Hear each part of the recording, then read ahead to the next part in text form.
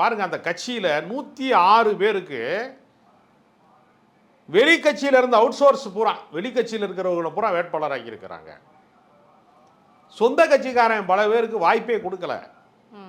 எளிய பின்னணி கொண்டவர்கள், எந்த பேக்ரவுண்டும் இல்லாமல் இருக்கிறவங்க, பொருளாதாரம் இல்லாமல் இருக்கிறவங்க 5 கோடி ரூபா கொடுத்தா தான் சீட்டு. இல்லை, கார் டிரைவரோட மகனுக்கெல்லாம் சீட்டு கொடுத்துருக்காங்க. அதுதான் அப்படி சொன்னாங்கல்ல முத நாள். அதை எல்லாரும் நம்பிட்டாங்க. மறுநாள் தெரியுது, சொத்து பட்டியல் பிரமாண பத்திரம் தாக்கல் பண்ணும்போது தான் தெரியுது வெறும் கார் டிரைவர் கிடையாது, அவரோட பினாமி. பல கோடி சொத்துக்களுக்கு பினாமி அவரால் வச்சுருக்காங்க. யாராவது சொந்த வீட்டில் எங்கள் அப்பனுக்கு கடன் கொடுத்துருக்கேன், மகனுக்கு கடன் கொடுத்துருக்கேன், பொண்டாட்டி கடன் கொடுத்துருக்கேன், பூரா 7 கோடி கொடுத்துருக்கேன், 12 கோடி கொடுத்துருக்கேன், நீங்கள் கேட்டிருக்கீங்களா அதுக்கு முன்னாடி? இல்லை. எவ்வளவு மோசடி!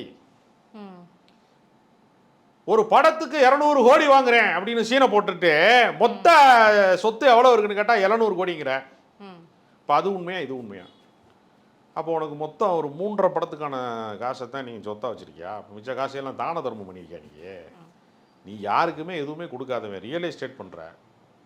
உன்னோட இதெல்லாம் நீ பிரமாண பத்திர தாக்கல்லையே தெரியுது. சொந்த மனைவியே ஏன் கோர்ட்டுக்கு போயிருக்காங்கன்னா அவருக்கான பங்கீடு கொடுக்காதான் பிரச்சனை. பிரிந்து வாழ்வது பிரச்சனை இல்லை அவங்களுக்குள்ள. நீ தனி மனித ஒழுக்கம் இல்லாதவன், நீ தரங்கட்டவன் அப்படிங்கிறத அவங்க வெறுத்து போய் தான் வெளியேறிட்டாங்க.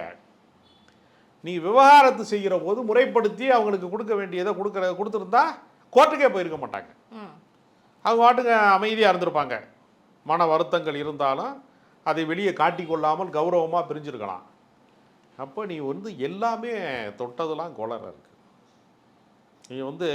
நீ யோசிச்சு பாருங்கள். நேற்று ஆதவர்ஜனா பேசுகிறாரு. ஆஞ்சில் சம்பத் தலைமையில் ஒரு கூட்டம் நடக்குது. அவர் சிறப்புரையாற்றுறாரு. அந்த கூட்டம் நடக்கிறதுக்கு நேர் எதுக்க ஒரு லாட்ஜில் மொட்டை மாடியில் 2 பேர் சரக்கை போட்டு சண்டை பாட்டில் தூக்கி அடிச்சிட்டாங்க. அடித்தது கூட்டம் நடக்கிற இடத்துல விழுந்துருச்சு. திமுக சதி பார்த்தீர்களா, இது ஸ்கிரிப்டாமே அப்படியா அப்படின்னு கத்துறாரு.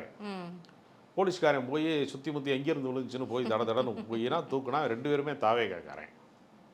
இந்த ஸ்கிரிப்ட்லாம் யார் பண்ணுவா தெரியுமா? பிஜேபிக்காரன் தான் பண்ணுவான். அவன் வீட்டில் அவனே நாட்டு வெடிவிட்டு போட்டு என் உயிருக்கு அச்சுறுத்தல் அப்படிமா. திடீர்னு ஆர்எஸ்எஸ் தென்காசி அலுவலகத்தில் குண்டு வெடிச்சிடுச்சு ஒரு முறை. அவள் ஏதோ பெரிய சதி நடந்திருக்கு போல இருக்குது அப்படின்ட்டு போலீஸ் விசாரித்தா அவங்க தான் வச்சுருந்துருக்காங்க வெடிகுண்டே. தவறுதலாக சில நேரம் வெடிச்சிரும். அப்படித்தான் அது ஏதோ ஒரு ஃபயர் ஆயிருக்கே தவிர அவங்க என்ன பண்ணிட்டாங்க, சுற்றி இருக்கிற இஸ்லாமியர்களை பூரா வேட்டையாடி தொழுகைக்கு போகிறவன், பள்ளிவாசலுக்கு போகிறவன், ஸ்கூலுக்கு போகிறவனை பூரா சந்தேகப்பட்டு அவங்க விசாரணை நடத்தினா கடைசியில் அவங்க ஆளுக தான் வச்சுருக்காங்க.